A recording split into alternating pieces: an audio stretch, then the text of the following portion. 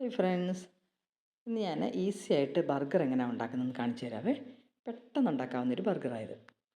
Beef കറി വെച്ചതിൽ നിന്ന് ഞാനൊരു 5-6 കഷ്ണം ബീഫ് എടുത്തിട്ട് മിക്സിയിലിട്ട് നന്നായിട്ട് ഇതുപോലെ അടിച്ചെടുത്തതാണേ. ഇങ്ങനെ മിക്സി ക്രഷ് ചെയ്തെടുക്കുമ്പോൾ എല്ലൊന്നും വരാതെ നോക്കിക്കോണം കേട്ടോ. കുട്ടികൾക്കൊക്കെ ബർഗർ വലിയ ഇഷ്ടമല്ലേ. അപ്പോൾ നമുക്ക് ഈസി ആയിട്ട് ഇതുപോലെ ഉണ്ടാക്കി കൊടുക്കാം. വേവിച്ച ബീഫ് കറിയിൽ നിന്ന് 5-6 കഷ്ണം മാത്രമാണ് ഞാൻ എടുത്തതേ. ഇതിലിപ്പോൾ പാകത്തിന് ഉപ്പും മസാലയൊക്കെ പിടിച്ചിട്ടുണ്ട്. ആ മിക്സിയിലോട്ട് തന്നെ നമുക്ക് കുറച്ച് ക്യാരറ്റും ക്യാപ്സിക്കവും ക്യാബേജ് ഉണ്ടെങ്കിൽ അതെടുക്കാം. കുറച്ച് സവാള അല്ലെങ്കിൽ ഉള്ളി, പച്ചമുളക്, കുറച്ച് കറിവേപ്പില കണ്ടോ, പിന്നെ 1-2 അല്ലി വെളുത്തുള്ളി, ഇതെല്ലാം കൂടെ ആ മിക്സിയിലകത്തോട്ട് തന്നെ ഇട്ട് നമുക്കൊന്ന് ക്രഷ് ചെയ്തെടുക്കണം. കണ്ടോ, ഇതുപോലെ ക്രഷ് ചെയ്തെടുക്കണം. ഇനി നമുക്കിത് ക്രഷ് ചെയ്ത് വെച്ചിരിക്കുന്ന ബീഫിനകത്തോട്ട് ഇട്ട് കൊടുക്കാം. എന്നിട്ട് ഇതെല്ലാം കൂടെ നന്നായിട്ട് ഇളക്കണം. എന്നിട്ട് ഈ വെജിറ്റബിളിന് വേണ്ട ഉപ്പും കൂടെ ഇതിനകത്തോട്ട് ചേർത്ത് കൊടുക്കാം. പിന്നെ വേണമെങ്കിൽ ഒരു നുള്ളു ഗരം മസാലയോ പിന്നെ കുരുമുളക് പൊടിയൊക്കെ വേണമെങ്കിൽ നമുക്ക് ഇതിനകത്ത് ചേർക്കാം. ഇനി എല്ലാം കൂടെ ശരിക്കൊന്ന് മിക്സ് ചെയ്തിട്ട് അതിൽ നിന്ന് 2 സ്പൂൺ ഞാൻ ഒരു കപ്പിനകത്തിട്ട് മാറ്റി.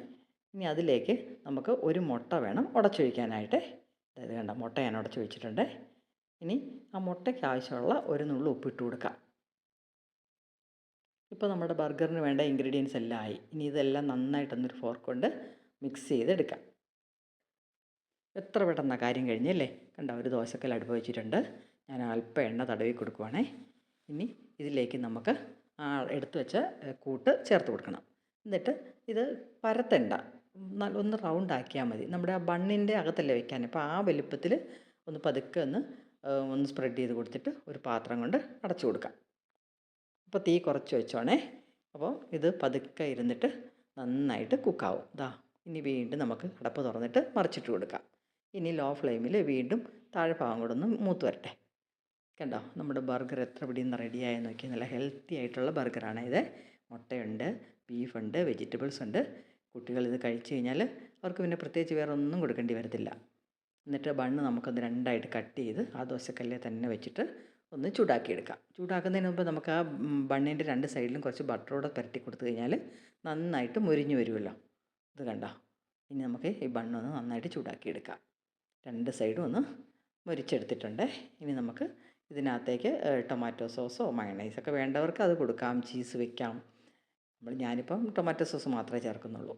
എന്നിട്ട് ആ കുക്കുംബറും ടൊമാറ്റോയൊക്കെ അരിഞ്ഞ് വെച്ചിരിക്കുന്നുണ്ട്, അതും കൂടെ അതിൻ്റെ അകത്ത് വെച്ച് കൊടുക്കും.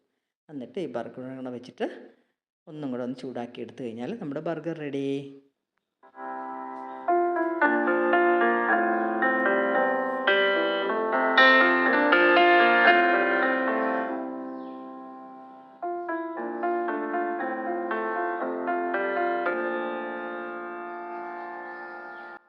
മോന് ഇഷ്ടപ്പെട്ടതുകൊണ്ട് പിറ്റേന്ന് ഞാനിത് തന്നെ അവനുണ്ടാക്കി കൊടുത്തത്.